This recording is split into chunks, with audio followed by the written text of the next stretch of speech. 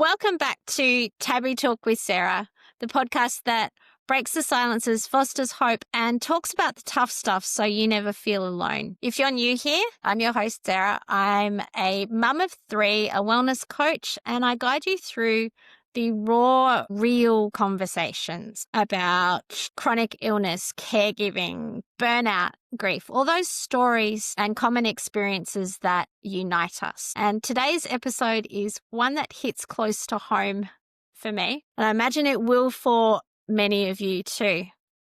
And it's that what happens when the healer becomes the caregiver?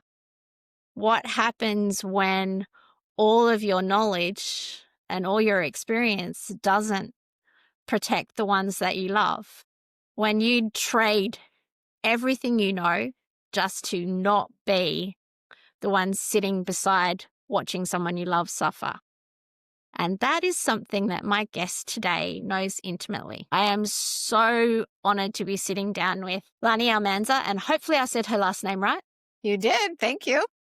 She's a wellness advocate, author of Under a Full Moon and a Guiding Star, and she's the founder of Alaka'i and Associates and vice president at Gimme a Break Hawaii, which I will have to talk to her about too. It's a non-profit dedicated to supporting caregivers. And Lani's also a mum and a grandmother, and her journey into healing work began long before the titles. It began at the bedside of her son Jacob when he was diagnosed with a brain tumor at just 19. Lani, I am so grateful that you are here with us today. Thank you, Sarah. Yeah. We had planned this a few weeks ago, probably a month ago, and life got in the way of that one. And so I'm so glad that we were able to make this one work. Yes. And I think it's just, divine timing. I don't believe in coincidences. I call them God incidences. Me that too. the universe knows when to bring people together. And you and I were on a call this morning where this topic of caregiving came up. And I think sort of unexpectedly for everybody that was on the call.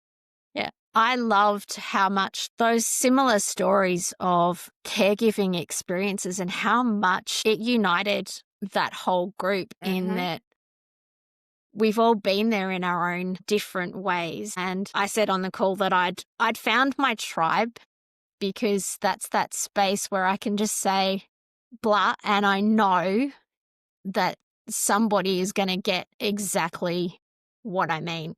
Yeah. Yeah, it is. It's a universal experience that we don't always talk about or share.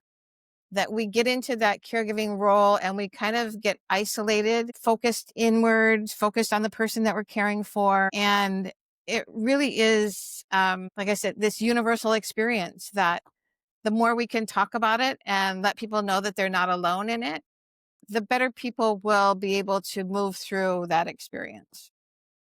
And in so many ways, that's why I started the podcast too, was as a massage therapist, I was hearing people share their really similar stories, but that they were feeling completely alone and isolated in what they were going through. And my first thought was, well, you're all telling me, so you're definitely not. And that it is so hard when you feel like you're going through it alone. We need to create those spaces where people can say, hey, I've had that experience too, where when you want to celebrate the great things in it, because it's not all doom and gloom. It's not all. No, I'm enjoying a caregiving role right now that is very joyous with my 2 youngest grandchildren. And so that's something that I've, talked about with people in my journey is that, yes, we kind of come to these crisis moments of caregiving. And that's what sticks with us or stands out with us because that's where we feel so isolated and alone. But throughout our lifetime, we have caregiving experiences that are on the other end of that spectrum that have joy in them. And so if we can find a way to bring that joy of caregiving back into those harder moments, the easier it becomes. And that was the thing I noticed too. Everyone said that there was gifts that had come out of it, even out of those really hard experiences. I know for myself, it was caring for my mum through cancer was one of the hardest things I've ever done. And yet I would do it all again in a heartbeat because I got the gift of time with her that not the rest of my sisters did. Mm-hmm. So Yeah. yeah, there's always good and bad Yeah. In fact, in it. that is something that I'm now writing a second book, and that's something that I talk about is how we grow beyond grief and the gifts of grief and the seasons of grief. That it doesn't just happen. I remember people well-meaning, well-intended, but saying that I would get over it. You don't. And you don't ever get over it. That person was a part of you, is a part of you forever. And so it's learning how to live through it, live with it, and find the gifts in those seasons. And you grow around your grief. So can we take you back to the beginning of your story, to what you went through with Jacob? Because I'd say that's part of what started you on your healing journey and on the road that you are now, where you're making opportunities for carers to care for themselves, where you're running a clinic and No, helping it's people, a or not wellness anymore? business. Yeah. So I'm here to guide people on a wellness journey. And that was because in my caregiving journey with Jacob, what I found was, at the time I was working full time, going to school full time to finish my master's, and having a family and a home to look after. And I all the balls. yeah.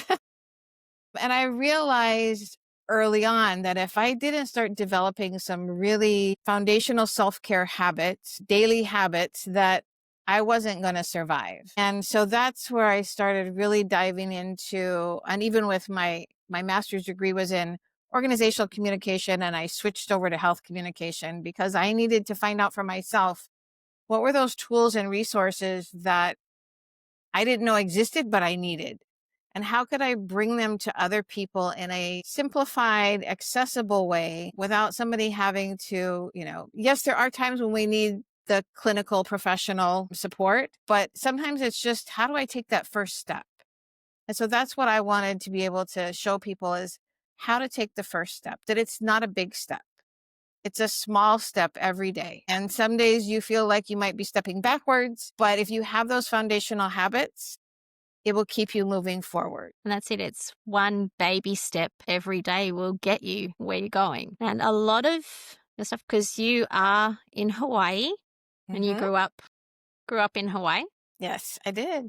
So a lot of your healing practices come from those Hawaiian wisdom and traditions. And I struggle with the correct pronunciation of this word, but I'm going to give it a try. I think everybody will know what I mean. Ho'oponopono. Ho'oponopono. There we go. I knew you'd get it right for me. Ho'oponopono. So, Ho'oponopono. yeah. And so the word pono means to do the right thing, righteousness. And ho'o means to move forward. So to move forward in righteousness. Yeah. So, That is cool. So a lot of people just think that it's a process for forgiveness or conflict resolution, but none of that happens until you do that for yourself. And that's the first step, is if you are going to go down the path of Ho'oponopono, it's not to point out to somebody else their errors. It's to first look inward and reconcile with yourself where you might not be doing the right thing for yourself and others. Amazingly, that brings a Bible verse to mind for me. It's the one about, don't worry about the speck of dirt in somebody else's eye. Go look at the plank in your own. Yeah. Yeah. So it's very much that looking inward. And I suppose we can't really heal anyone else until we've healed ourselves as well. Mm-hmm. And that's, as I started this journey with Alaka'i Associates, this wellness journey is really to continue to walk with people, because I'm still learning as well, that new experiences in life will sometimes show you the need for returning to those foundational habits, returning to those self-care practices.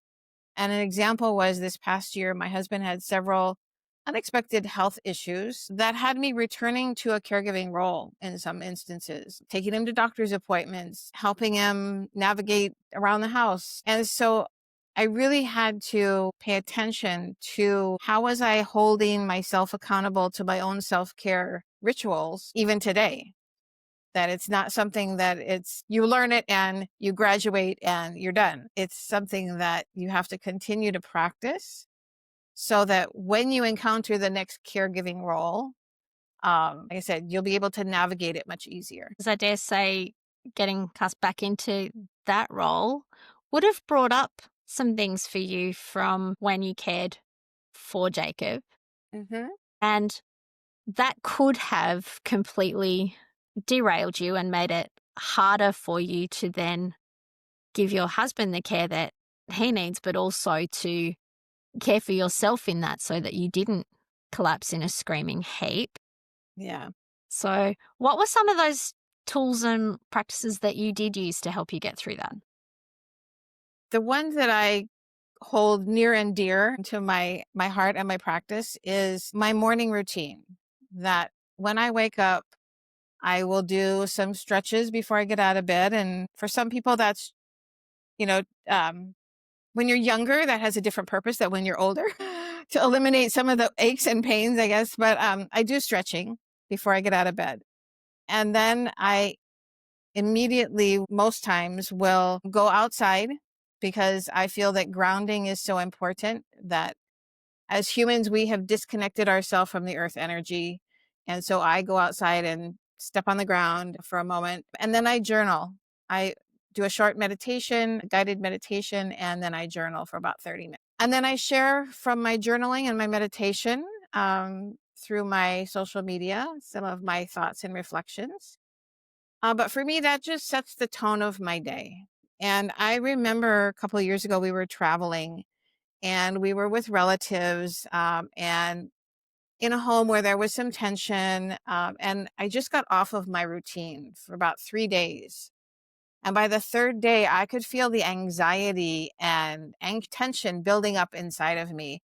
And I really had to just take a time out. I had to excuse myself and go and sort of retreat into my room and start over. And so I really think for me, that's one of my most foundational practices, is to have that morning routine. And whatever that might look like for people. And then the next one is I have a midday check-in. So a lot of times I'm sitting in front of my computer writing or working with people, and I have to remind myself, and I have a reminder on my phone and on my computer, to time out, pause, press the pause button, and go get rehydrated.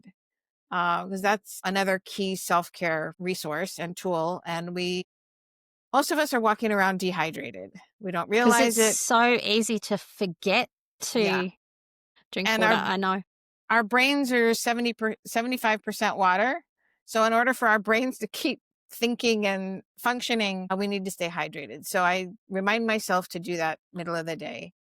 And then my evening ritual is a gratitude journal. And I have a simple gratitude prayer that if I can't think of anything, I simply say that I'm grateful for the abundance I have received.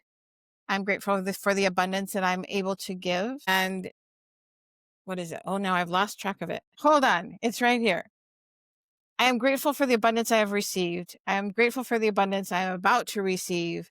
And I'm grateful for the abundance I'm able to share. Because I think we just take for granted some of the little things in our lives that really create abundance and joy. We get so caught up in the crazy, busy, go, go, go that we forget to take time for those little moments. But it's noticing those little moments that can make such a huge difference. Those little God incidences, as you call them. And Malcolm Jamal Warner, he was quite fond of saying, no matter what is going on in your life, there is always a reason to smile.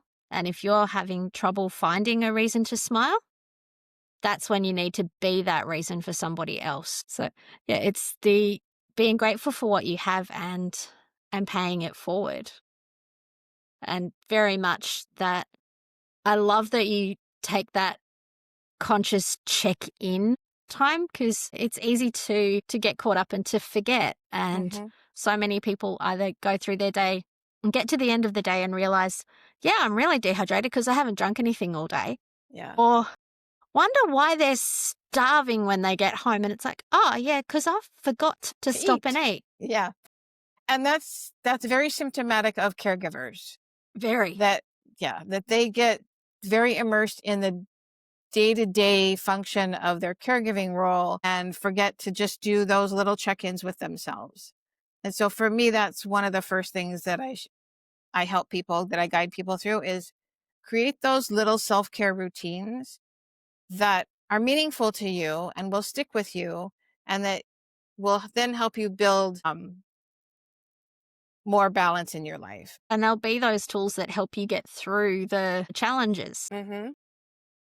The other thing that I quite frequently tell caregivers, particularly for older women, or there was a time when we're raised to believe that taking care of yourself was selfish. So there's that whole other Mm-hmm. layer that you've got to get past. Yeah. But I like to flip that on its head and remind them that what happens to the person or people that you're caring for if you collapse in a screaming heap? Now tell me, what's the selfish thing? Yeah. Letting yourself collapse in a screaming heap, or taking care of yourself so A that you don't moment. end up Yeah. there.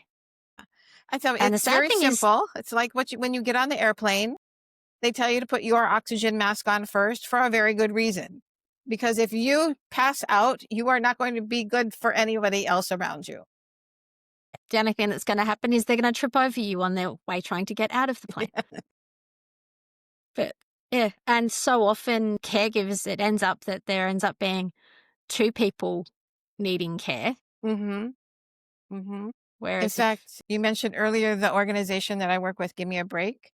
And yes, one of the statistics that we share is that in the US statistics, that anyone over 50 that is caring for someone has a 50% chance that they will pass before the person they're caring for. and that's a little scary. It is scary. And that number exponentially rises as you age. So at 70, I'm close to 70% at risk for passing, dying before the person that I'm caring for. And that really hit me this past year with my husband, that, should one of us end up in a situation where the other one goes and someone needs care, what do we have planned for that? And so we talk about planning for your own care, caring, or your own care, as much as you plan for the person that you're caring for. Because that way you don't end up having more of a load to carry when you're in that, oh, what do they do now? Yeah. Yeah. We don't make good decisions when we're in crisis mode. No, because our nervous system is designed to keep us safe. And when we're in fight or flight, it's designed exactly for that. We're supposed to run away from the threat or fight it. And the threat is supposed to go away. So then our nervous system can calm down, Mm-hmm. and we can then enter into that rest and digest and Yeah. more of a planning kind of state. But so many of us now are in that chronic fight or flight, Mm-hmm. and we're starting to see lots of issues Yeah. related to that in Yeah. terms of digestive problems, the gut microbiome being Mm-hmm. completely out of whack, and then that Yeah. having Yeah. knock-on And effects on the whole system. that was part of my journey as well. I had suffered migraines and digestive issues for years. And it was after Jacob's journey, I then went into caregiving for my parents, both my parents. And it was during that time where I really started to realize what an impact this was having on my health, and finding the right resources for me that finally eliminated those problems. And so that's the other part that I sort of, when in my work, is I help people do a health assessment and target on the areas where their health is being affected most. And let's start there. So if it's lack of sleep or digestive issues, your diet and exercise, what's the area that needs the most attention right now? because we can't do it all at once. Trying to do everything at once, getting overwhelmed is not the answer. It just causes more problems. Yeah. So let's break down, like I said, simple steps to self-care that we build on towards better health. One of my things that I like to say is watching my parents age in illness, particularly. My mom had dementia, my dad had Parkinson's, that I decided I was not going to age in illness. I wanted to age in wellness because aging is a fact of life. So I'm going to choose wellness over illness. Yeah, and that was a great sign. Yeah, if you don't make time for your wellness, you're going to have to make time for your illness. And I know which one I'd prefer to be making time for. And yeah, it's amazing how caring for a parent changes how we look at things, and how being in a caregiving role or being in a position where you need care yourself, how it changes how you look at things. Yeah. Changes that your you don't take perspective. anything for granted, Mhm. and you make a conscious effort to find the good things. Yeah, and I think a conscious effort to find connections. That especially, we were talking earlier about caregivers getting isolated. And so helping to connect them with their tribe, as you mentioned, early, like you mentioned earlier, is that there are organizations and resources for caregivers specifically to connect with other caregivers that will share their stories, but offer education and support so that, like we said, that you can bring that joy back into caregiving, even when it's hard. Because the reality is there is going to be those moments where it is very, very hard. But there's also moments where beautiful things can happen. Now, your book, Under a Full Moon and a Guiding Star, and one of the things you talk about a little bit in there is that dance between doing and being. Mm-hmm. And I know it's really hard for carers to slow down and stop being a doing. Yeah. So what's that framework you use to support people back to that presence? And anything else you'd like to tell us about your book? Okay. Well, in finding that balance between doing and being, and really it's the yin and yang symbol where people just look at sort of the big portions of that.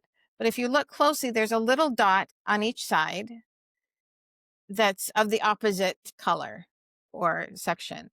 And so there's a little bit of doing in the being, and there's a little bit of being in the doing. Yin and yang.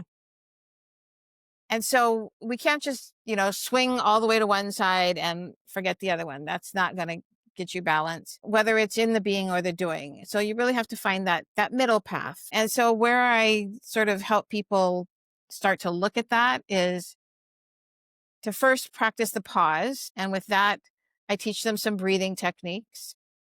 My favorite is the box breathing. Inhale to 4, hold to 4, exhale to 4, hold to 4. That helps your nervous system reset and get balance. And to great. do that, and to do it at least 3 times. It takes that many times for your body to start kind of recognizing what's happening. The next one is to slow down and create what I call white space, that in your calendar, in your daily routine, to not pack it in so tight that you don't have time to transition between things, that your mind doesn't have time to synthesize what you were doing and then move on and create space for the next thing that you're going to do. So for me, it started with when I was working full time, that I had a lot of meetings. And so I made intentionally that I didn't schedule meetings back to back. There had to be at least 30 minutes between meetings so that I could gather up my thoughts, sort of synthesize all that, or put it in a place where I could return to it and understand what it was the notes were about before I started engaging in the next one.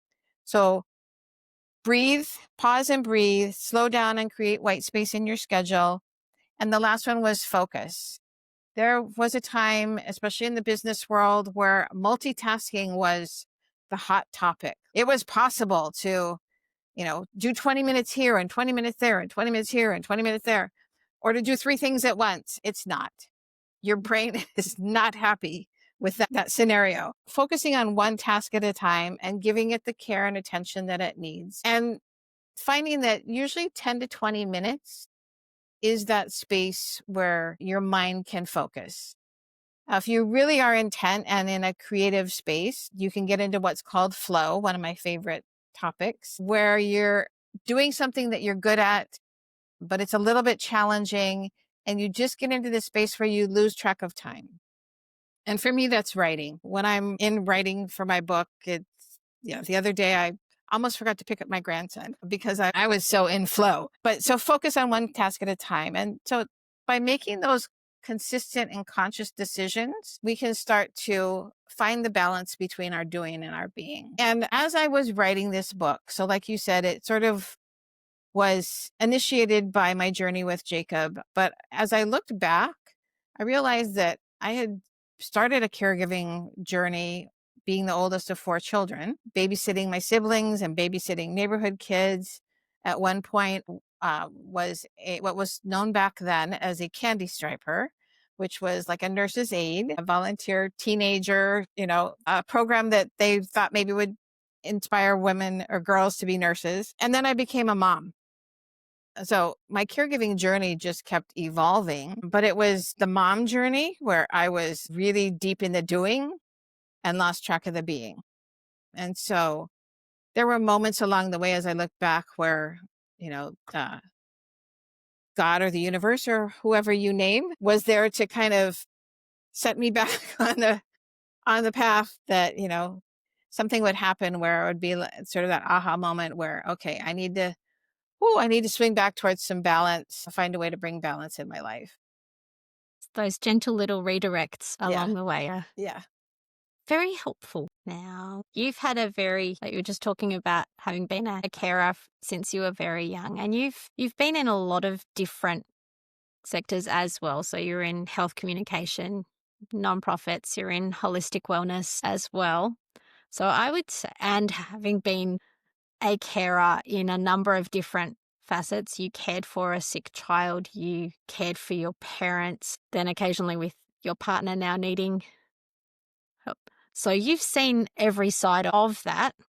So what have you learned in that journey about burnout and boundaries and making sure that you stay grounded and anchored to whatever you call the spiritual source? Interesting you use the word boundaries because I just wrote about that the other day, is that we need to make sure that we are constantly looking at those boundaries, and whether you look at it in a square, rectangular, circular form, where do you draw those in different areas of your life? Because they're not all going to be the same. Those boundaries aren't going to be the same. So in your physical space, what are the boundaries that you would protect? In your emotional space, what kind of energy do you allow into your space? And I think for caregivers, sometimes those boundaries get really blurred. It can be hard to know where your space ends and the person you're caring for's space begins. Yeah. And so for me, in helping, especially caregivers, it's sort of bringing them back to, like we said earlier, self-care. Sometimes people think it's selfish. It's not selfish, and it's not a luxury. It's a necessity. And so bringing them back to, okay, let's just look at, where have those boundaries sort of gotten blurry for you? If it's in that physical space, is there a place where you can sort of take 5 minutes away from your caregiving role? Like I said, for me, it's just walking outside and stepping on the earth barefoot and getting grounded. For others, for some people, it might be a closet where you go and have a primal scream into a pillow.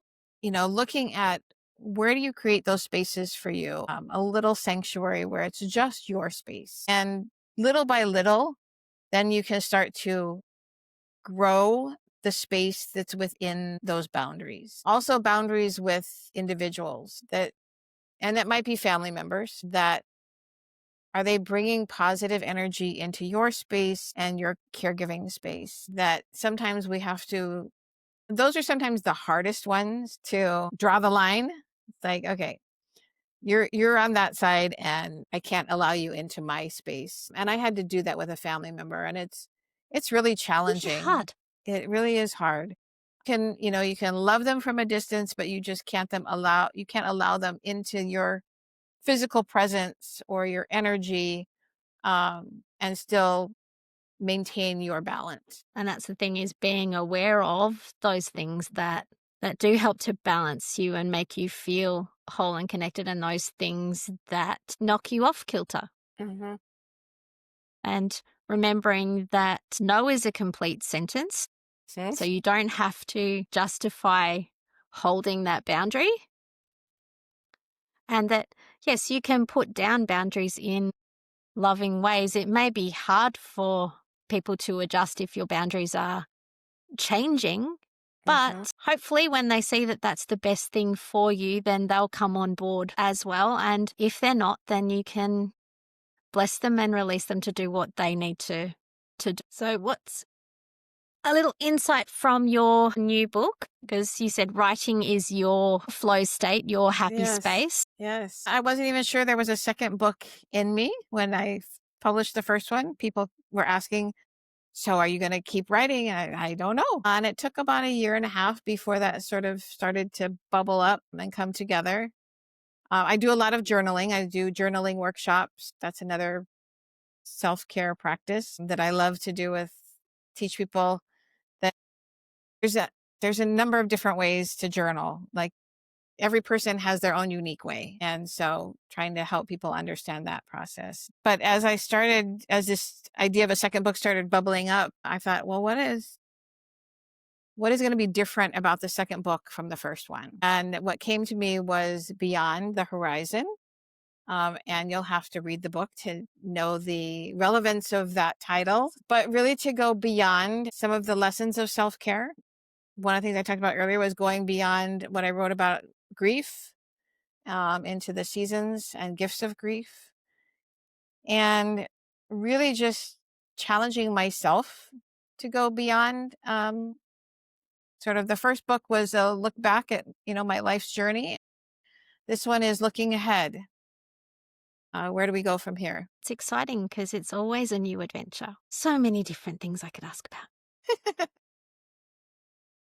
Feels like I'm sitting here having a chat with a friend because we've shared so many similar experiences. So I was the sick kid, and then I cared for my mum through cancer. And now I have 2 children who have extra needs. I don't like the term special, but my oldest son has pediatric MS, doing amazingly well, but it has been an interesting and challenging journey. And then my little guy has ADHD. And then I have my middle boy who,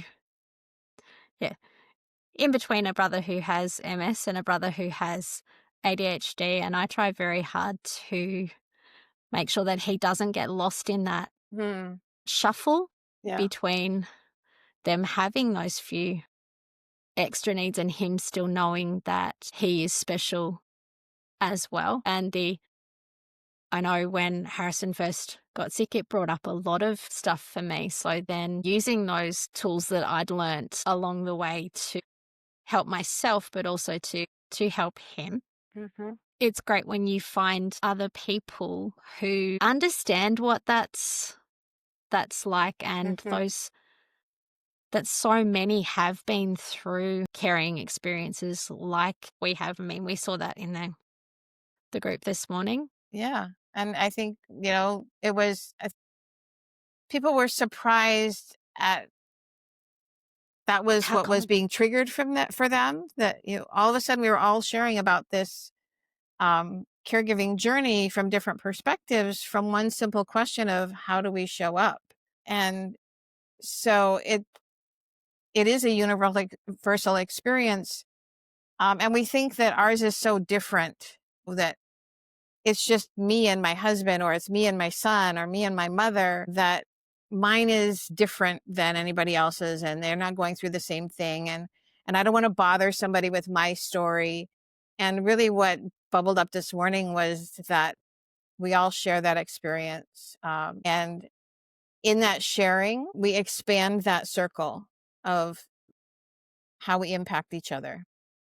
And it's in those sharing of those stories that we see how connected and united we are, and that we don't have to do everything alone, and that things move much better when we're all together moving it forward.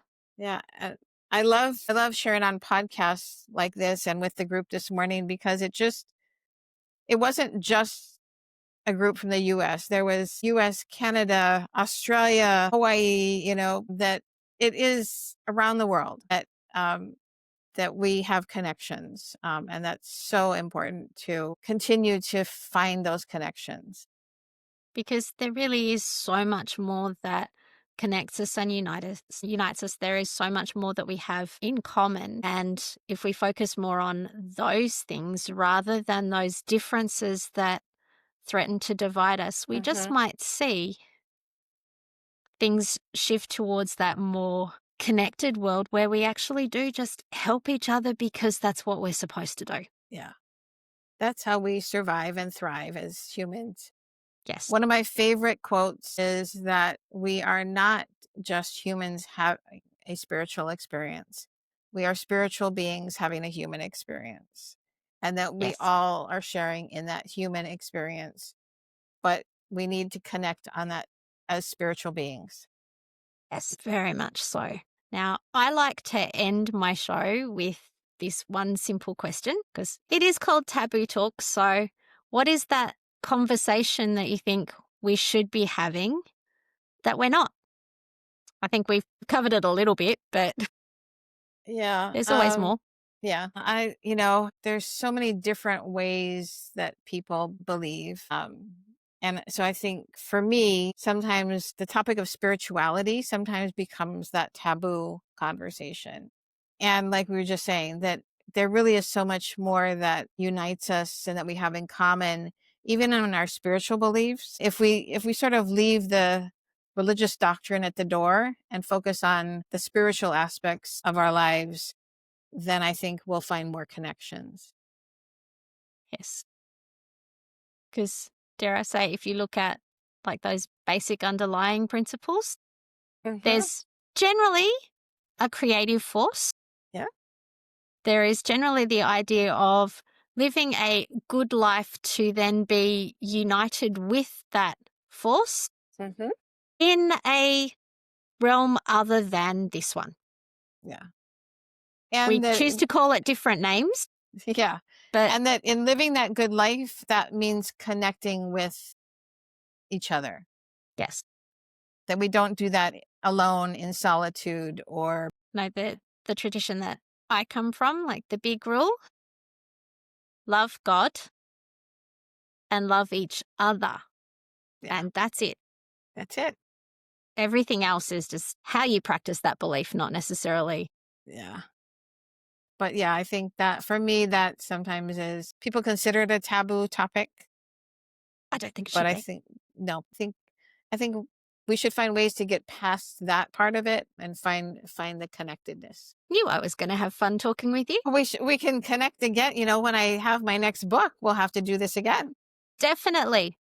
And there's a little idea I am toying with, and I sort of teased it on a previous episode, but I would love to get a group of us together around a table, be it a virtual one, and pick a topic, and we just talk about it around the taboo table. And I would love to have you come onto that table with me.